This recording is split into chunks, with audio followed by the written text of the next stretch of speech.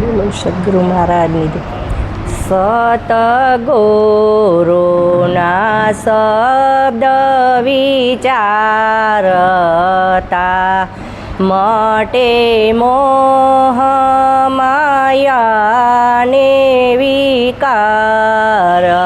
હરિ રસ પીજી એ બાળી ભસ્મ કરે બીજી વાસના.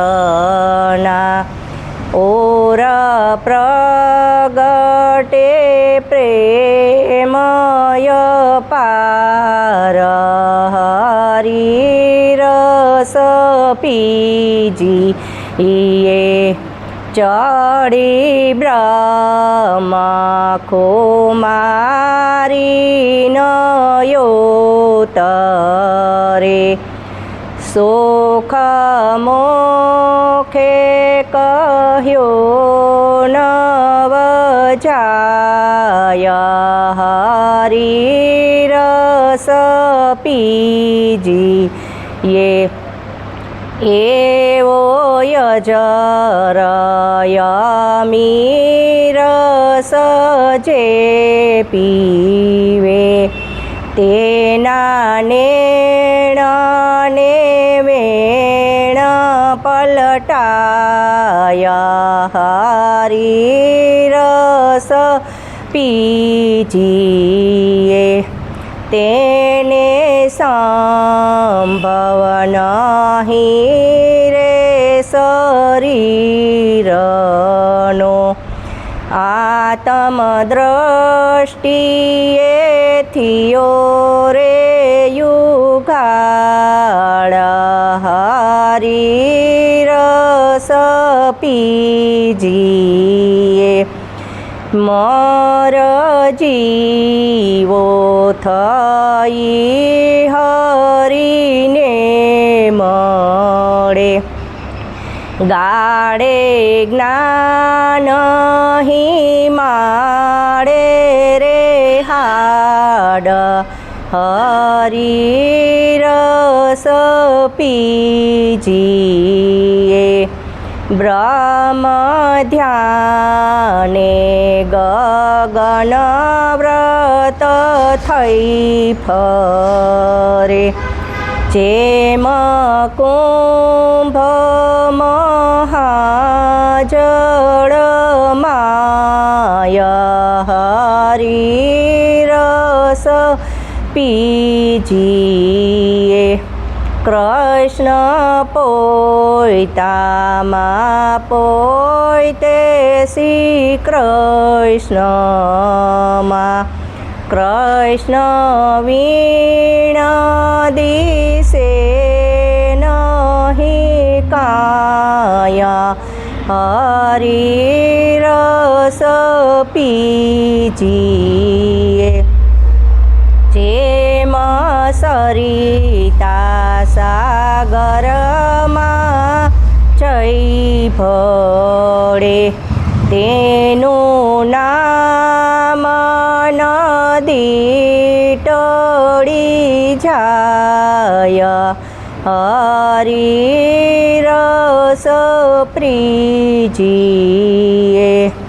કહે પ્રીતમયનુભવી સંતને. ટળે અંતરે એક રસ થાય. હરિ રસ પીજીએ. હવે પ્રીતમ સાહેબ શું કહેશે કે સદગુરુના શબ્દ વિચારતા મટે મોહ માયાને વિકાર. તો કે સદગુરુનો શબ્દ કેવો છે એટલે ત્યાં કહે છે ને કે એક શબ્દ ગુરુદેવ કા તાકા અનંત વિચાર થકે મુનિજન પંડિતા વેદનો પામે પાર. સદગુરુના શબ્દને વેદય નથી પાર પામ્યો, વેદય નૈતિ નૈતિ કીધું છે. સતગુરુના શબ્દ વિચારતા મટે મોહ માયાને વિકાર. બધોય જો એ શબ્દ સરખો સમજાણો હોય ને તો આપણો મોહ ધીમે ધીમે ધીમે ધીમે ઘટતો જાય. પછી શું કહેશે કે બાળી ભસ્મ કરે બીજી વાસના ઉર પ્રગટે પ્રેમ અપાર. તો કે જી બધી વાસનાઓ છે ને આશા તૃષ્ણા ઈચ્છા વાસનાઓ એ ક્યારે બળે તો કે આપણે રોજ આ સત્સંગ ખેડીશી ને એટલે આપણે એને કાઢવા ન પડે પણ એ એની મેળે મેળે વયા જાય. એક સત્ય વસ્તુ આપણામાં રોજ એનું ચિંતન મનન હોય ને તો એ જે કામ ક્રોધ લોભ એ બધું છે ને ધીમે ધીમે વયા જાય. કાઢવા જાઉં તો નીકળશે નહીં. તો જેમ જેમ છૂટવાનો આ જીવ ઉપાય કરે ને એમાં જીવ બંધાય. આ બળે છૂટે નહીં. કોણ છોડાવે? કોણ? તો કે સદગુરુ રાય છોડાવે. સદગુરુ વગર કોઈ છોડાવી ન ગયા જગતમાં. ગુરુ સમ કોઈ દાતા નથી. એટલે તો ગુરુનો મહિમા બહુ જ ગાયો છે, અનાદિકાળથી ગવાતો આવ્યો છે ને હજી ગવાય. કહે છે ને કે ધન ગુરુ દાતા ધન ગુરુ દેવા, મારા ગુરુએ સતનો શબ્દ સુણાવ્યો. એટલે અહીંયા અંબારામ એમ કહે છે ને મા પ્રીતમ સાહેબ એમ કહે છે, બેયનું એક જ થાય. જે જે સંતોને જેવા અનુભવ થયા ને એવા એવા એ લોકોએ વાણી એને પ્રગટ થઈ. પછી શું કહે છે કે એવો અજર યમીરસ જે પીવે એના નેણ અને વેણ પલટાય. અજર એને કોઈ જરી શકે નહીં, અમર એને કોઈ મારી શકે નહીં. એ એક તત્વ છે, એક જ તત્વ રમણ કરી રહ્યું છે. એવો અજર અમીરસ જે પીવે એના નેણ અને વેણ પલટાઈ જાય. તો કે આપણી છે ને વાણી અને રેણી અને કેણી બેય ફરી જાવી જોઈએ. એટલે કહે છે ને કે દેખ્યા બિનુન દેશ કી બાત કહત સબ કૂર, આપ તો ખારી ખાત હે બેચત ફિર કપૂર. આપણે કપૂર વેચવા નીકળાશે પણ આપણને આપણી ખબર ન હોય તો આપણે કેમ કપૂર વેચવાના છે? અને જો કબીર સાહેબે તો ચોખ્ખું જ કીધું કે દેખા વગરની વાત હાવ ક્રૂર છે, ખોટી છે. જોયા વગર આ મનવો માને જ નહીં. સંતો પ્રેક્ટિકલથી આપણને બતાવે ને તો અહીંયા જ આ મનવો માને છે.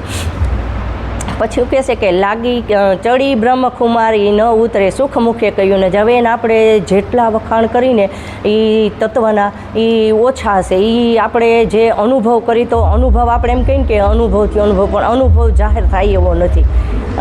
આપણે એમ કહે કે લીમડો, તો લીમડો છે એ લીમડો તો આપણને જે જગ્યાએ સદગુરુ મહારાજે ઊભા રાખ્યા ને એ જગ્યાએ આપણે ઊભા રહીને એટલે ત્યાં કાંઈ નથી. પછી એવું કહેશે કે તેને સંભવ નહીં શરીરનો આત્મ દ્રષ્ટિએ થયો ઉઘાડ. હવે જો આ દેહ તો આપણો ત્રણ કાળમાં નથી, આપણે સદગુરુને ચરણે દઈ દીધું છે. આપણને વચન યાદ હોવું જોઈએ.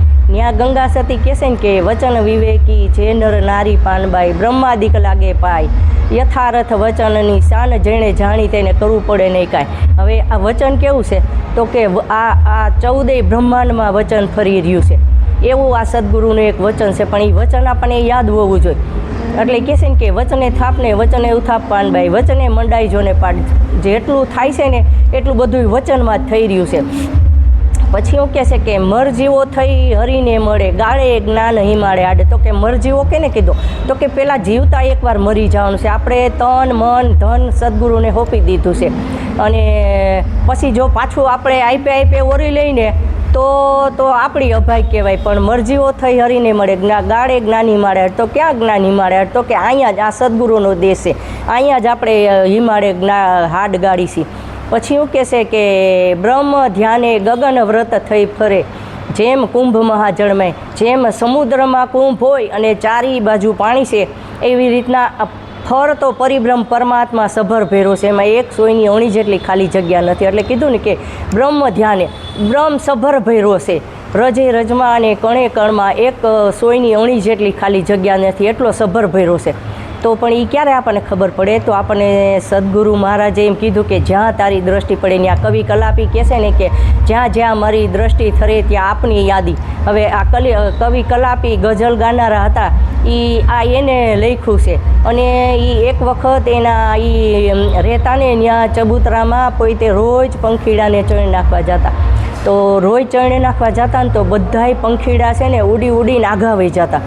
પછી એકવાર એ ભાવ વિભોર થઈ ગયા કે હે પરમધામના પંખીડાઓ, તમે ને અમે ક્યાં જુદા છે.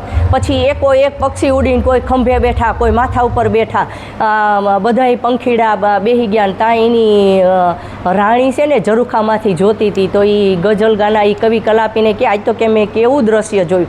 તો કે એ દ્રશ્યની તને ન ખબર પડે, જે સદગુરુનો બાળક હોય ને એને જ ખબર પડે. પછી એવું કહેશે કે કૃષ્ણ પોયતામાં પોયતે શ્રી કૃષ્ણમાં, કૃષ્ણ વીણ દિશે નહીં કાંઈ. જો પાછું અહીં કહી દીધું ને કે કૃષ્ણ પોયતામાં છે અને પોયતે શ્રી કૃષ્ણમાં છે, કૃષ્ણ વીણ દિશે નહીં કાંઈ. પછી ત્યાં સવારામ મહારાજ કહેશે ને કે તીર્થ વ્રતમાં બહુ ફરે જાય બદરીને બેઠે સુરતા સુઘડ સમેટે ના ઘટમાં સાહેબ બેઠે. આ તો સુરતાને સુઘડ કરવાની છે.